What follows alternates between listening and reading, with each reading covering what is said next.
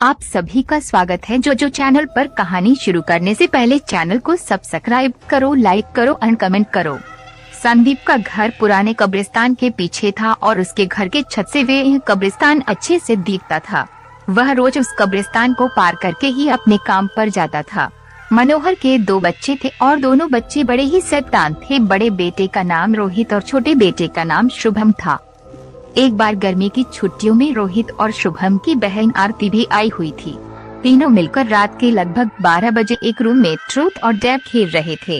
रोहित आरती से पूछता है कि तुम ट्रूथ लोगी या डेयर। आरती डेयर लेती है और पूछती है कि तुम लोग कुछ खतरनाक करने के लिए तो नहीं कहोगे ना। रोहित, ये हुई ना बात, तो जाओ अब छत पर से घूम करके आओ और छत पर रखे गमले में से फूल तोड़ कर लाना होगा, तभी हमें पता चलेगा कि तुम छत पार से आई हो। आरती, छत पर से तो कब्रिस्तान दिखता है। नहीं, मैं नहीं जाऊंगी। रोहित और संदीप दोनों आरती को छत पर जाने के लिए जबरदस्ती बोलते हैं।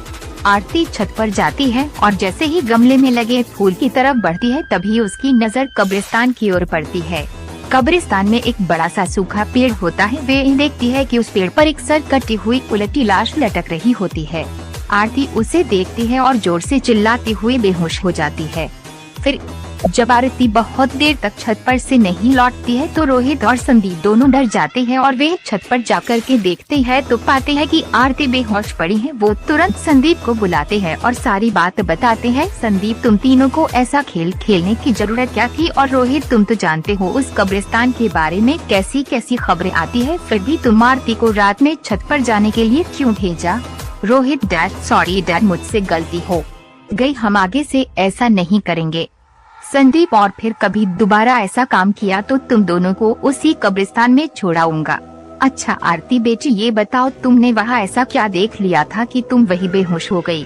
आरती सहमी हुई हालत में संदीप को सारी बात बताती है कि उसने क्या देखा है। संदीप ने उस कब्रिस्तान के बारे में ऐसी खबरें पहले भी सुनी हुई थी, इसलिए वे आरती को डांटता नहीं है और बच्चों को संभल कर रहने की सलाह देता है। एक दिन संदीप को काम से छुट्टी मिलने में देर हो जाती है और उस दिन उसे ऑटो भी नहीं मिलता है। वह पैदल ही घर की ओर चल पड़ता है। इधर शुभम और रोहित दोनों आपस में बात करते हैं। रोहित, शुभम, तुम्हें क्या लगता है आरती ने जो कहा वो सच है? मुझे तो लगता है कि वो सिर्फ बातें बना रही है, वो उसका भ्रम होगा। शुभम, अरे नहीं भाई, तुमने उसकी हालत देखी नहीं, एक दिन भी और यहाँ रुकने को तैयार नहीं हुई। मुझे लगता है कि उसने सच में कुछ देखा होगा। रोहित, चलो हम कब्रिस्तान में जाकर खुद ही देख लेते हैं। शुभम, अरे भाई तुम पागल तो नहीं हो गए हो? मुझे अपनी जान बहुत प्यारी है, मैं कहीं नहीं जाऊंगा और तुम भी मत जाओ। शुभम के मना करने के बावजूद रोहित नहीं मानता है और वह अकेले ही कब्रिस्तान की ओर चल देता है। कब्रिस्तान का दरवाजा खुलता है और अंदर चला जाता है। वह उस पेड़ की ओर भी देखता है जिस पर आरती को सर कटी हुई उलटी लाश दिखी थी। रोहित खड़े होकर उस पेड़ की ओर देखता है, तभी एक अदृश्य हाथ उसके पैरों को पकड़ लेता है। रोहित डर जाता है और जोरों से चिल्लाने लगता है, बचाओ बचाओ, छोड़ दो मुझे, मुझसे गलती हो गई, मैं फिर कभी यहाँ दोबारा नहीं आऊँगा। दूसरे कोने पर एक कब्र होती है जो कि खुली हुई होती है, उसके ऊपर खून लगा हुआ होता है। वह अदृश्य हाथ रोहित को खींच कर लाते हैं और उस कब्र में धकेलने की कोशिश करने लगते हैं। रोहित चिल्लाता है, छोड़ दो, मुझसे गलती हो गई, मैं फिर यहाँ कभी नहीं आऊँगा, मुझे मत मारो, मुझे जाने दो। संदीप काम से पैदल घर पहुँचने वाला ही होता है। जैसे ही वे कब्रिस्तान से गुजरता है उसे रोहित की आवाज सुनाई देती है।